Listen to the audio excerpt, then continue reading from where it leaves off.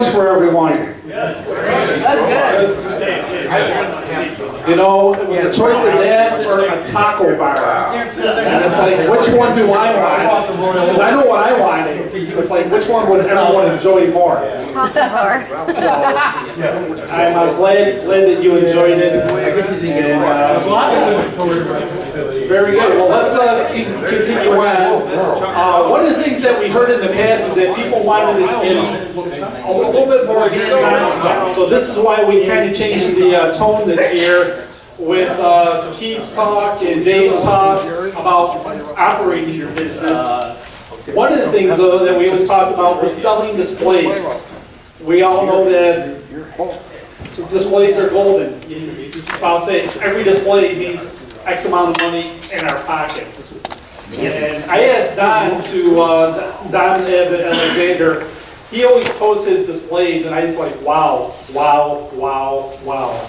And I'm thinking, Don, how the heck do you do that? You guys did last night. So Don's going to come up here and tell us all the secrets. And at the same time, I'm just going to run this video behind him, which shows a sample of his displays. He's a genius. Yeah, master in this display.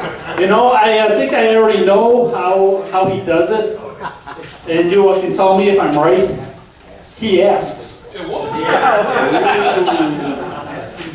not afraid to ask. That's the best attitude out there. Well, I mean, we all sell displays. Everybody's got their own niche, you know. You're right, I'm asked all the time, I don't take no for an answer. And when I build a display, I don't think about when it's going to end. I don't end it. I keep them up until they're down.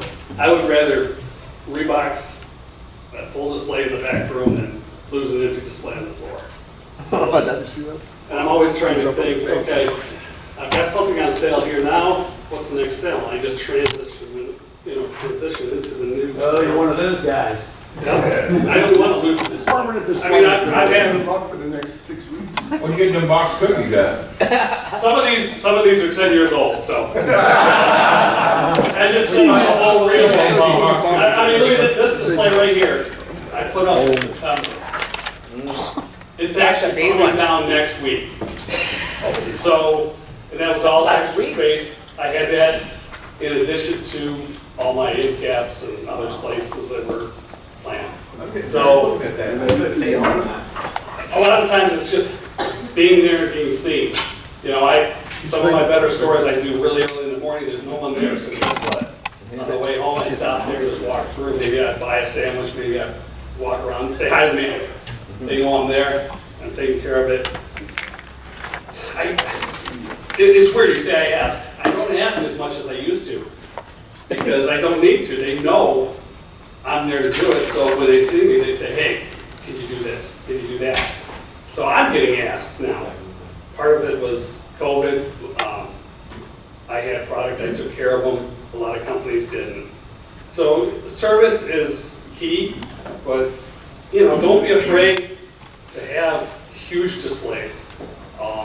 You know, if you're worried about stale, don't fill it all the way. Stores, you know, it used to be, we thought we had to have everything packed to the back. You don't have to do that as often anymore. Stores, you know, yeah, like that. That's a big one. But, you know, different sales call for different things. I run those stale. So, I mean, any questions, you know. I want to own the store. I figure for every display I have is one less for Nabisco or somebody else, my competition. So that's how I look at it. So you can't say keyboard.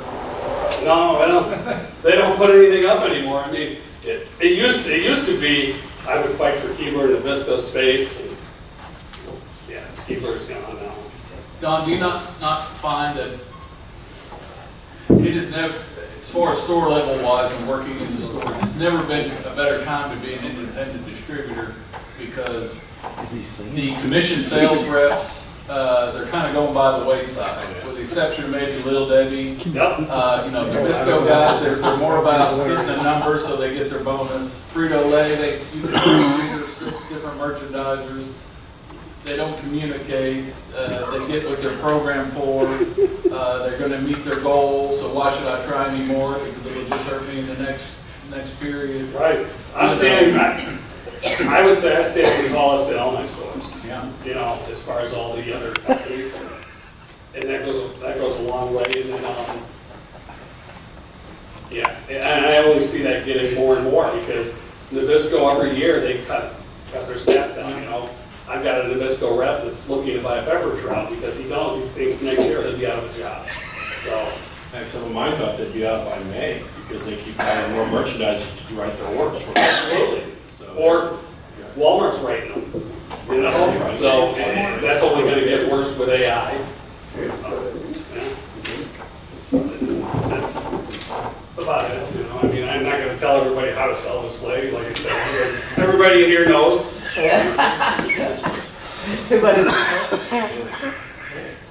Well, you know, Don, what you said about your biggest stop. You showed the chat. I did that myself. So I always did that. My biggest stop is where I used to stop and get my food for lunch.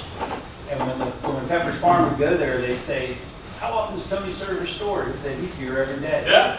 You know what? Perception of service. Sometimes quite today. Yeah. Right. Perception of service is more important. Everything is perception.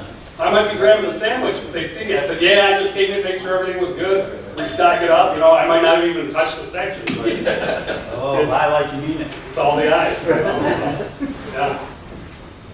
Thank you. Thank you.